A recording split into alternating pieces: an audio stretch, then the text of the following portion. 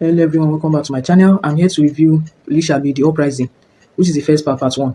It introduces us to the Oyo Empire and we see how the Alaafin sends tribute collectors to collect things from the other tribes in the empire, right? I like the way the Alaafin was portrayed in the beginning because you can already tell that he's going to be a merciless Alaafin. Why do I say that? Because we see him bathing in blood, right? And then we see his royal court. They are just sitting down there waiting for him.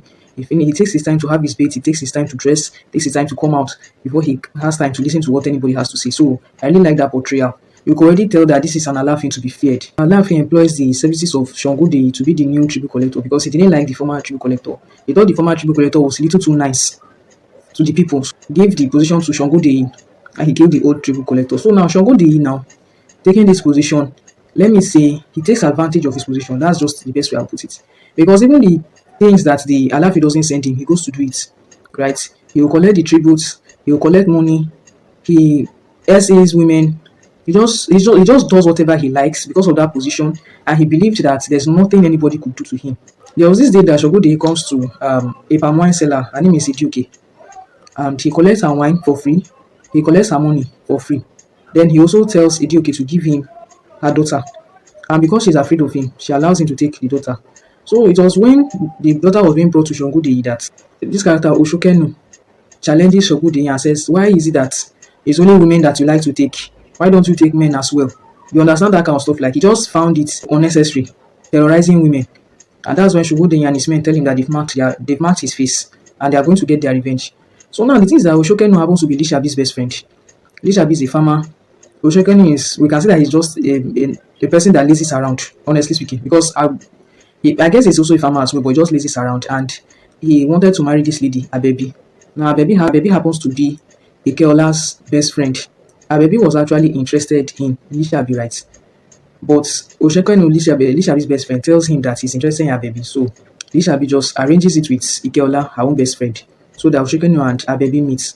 So they meet, they start talking, and they like each other and decide to move it to the next level, which is getting married. So on the wedding day, Oshokenu is happy. He's the happy groom and all that, dancing and all stuff. Okay, before this, they show different instances of how Shango Deyi just misuses his power. Generally, that's what the whole movie was like about. So on this wedding day, Oshokenu is happy, celebrating, getting ready, and they are bringing his bride, Abebi, to him. So Shango Deyi and his men wait for Abebi on her way to where she will meet her groom. They attack the men that are carrying her, and then they get a hold of Abebi. And Shango Deyi essays Abebi, right, uses her to go. So Abebi runs back to her own family house, and because of the shame that she had been essayed by Shango Deyi and his men, she unalives herself. This news is brought to Oshokenu, and Oshokenu is so hot, like, why would Shango Deyi do such a thing to his bride-to-be? So he goes into his house, he gets a hand knife, and he goes after Shango Deyi's men. But the thing is that they are prepared, right? To them now, this situation is the revenge that they had promised him they would give him. So they were already prepared. He goes there with a hand knife and he starts to stab them, unaliving them, right? But Shango Deyi just watches him and wants to see how far he can go. So he's unaliving them, he was unaliving a lot of them, and then he gets shot from the back. But this doesn't deter him. He keeps on going and going and going. He gets shot again until he no longer has strength. Then they leave him out there to die. But before he dies, Lisabi, his best friend, sees his body there in the middle of the road, runs to him. And Oshokenu begs Lisabi not to allow his death to go in vain before he is unalived, right? So Lisabi then sees the number of men that Oshokenu kills, and he sees that only Oshokenu killed 10 men. And this was what encouraged Lisabi to realize that the tribute collectors are just humans, right? And they can be defeated. So he gathers the youths and tells them that he has this plan. The plan is that they each help themselves to work on each other's farm so that they can have a lot of harvest and have enough tributes to send to the Alaafin, right? So they do this plan, they keep rotating days and they work on each other's farm, and the plan works. There's a lot of harvest that he sent back to Oyo, right? The youth now ask him that when will it be his turn for them to help him work on his farm. He tells them that when the time comes, he's going to tell them. So after some time, the time comes, right? And he calls them in the middle of the night, or he gives them a place to meet him in the forest. They come there, they meet him, and then he makes them swear an oath. So they swear an oath to be by each other's side and to fight a war together. Then that's when he begins to explain that he wants them to fight a war against the Oyo Empire, because Egba people are not known as slaves. They are slaves to nobody. So they should really stand up like the free men that they are. So he introduces them to Ebora. I don't want to say creatures. He introduces them to Ebora. There's Jogo, there's Akilapa, there's Alabalashi, and there's Eye. So this Ebora give these people spiritual powers, right?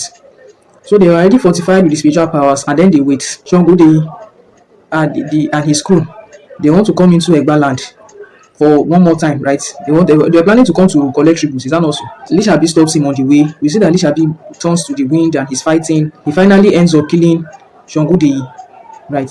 So after he had killed Shango then Eye sends a signal to the other members to tell them that it's time for war to fight. And then we see that the people are getting ready to fight Shango men, and that's where part one ends. So what will I say about this part one? Honestly, I really love the story. I really enjoyed it.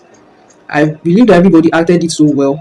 Although the version that I watched, right, they didn't speak Yoruba in the version I watched. We could see that it was there was a recording done on top of it. I don't know if you understand. Like how you watch all those Chinese movies and you see that their lips it doesn't follow what they are saying. So that was the version I watched. So it was just English or true. I didn't hear the Yoruba that they spoke. And other people were speaking Yoruba at top what they were acting.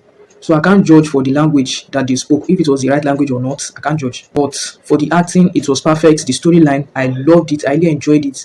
And the most touching scene was that wedding day. Was that Oshukenu's wedding day, where the bride and the groom died a tragic death. Like it was so touching.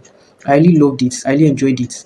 And I was really surprised that Lishabi happened to be an Ebora who just was pretending like he was human as the rest of them.